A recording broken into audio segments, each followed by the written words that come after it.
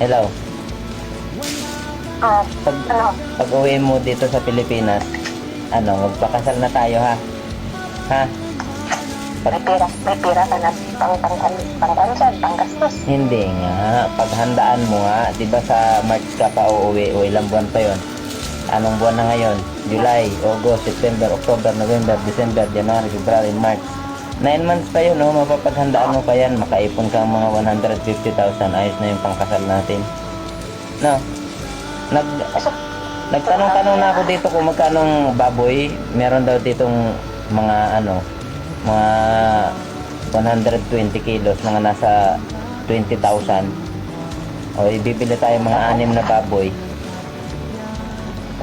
Di 120,000 yun. Hmm?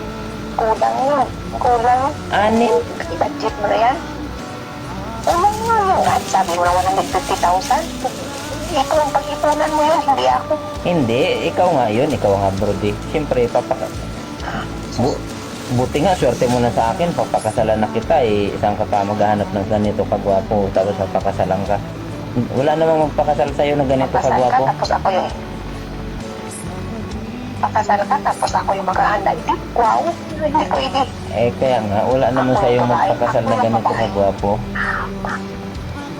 Swerte mo na. Babae, tapos ako yung gagastos. Hindi pwede na ako gagastos. Ikaw bahala ka, hindi ako magpapakasal. Kung ako lang naman yung gagawin ako magpapakasal sa'yo.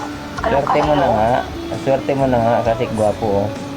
Magpapagupit ako mamaya, lalo mo makita yung kagwapuan nito. Ha? Pagandaan mo yung kasal natin ha.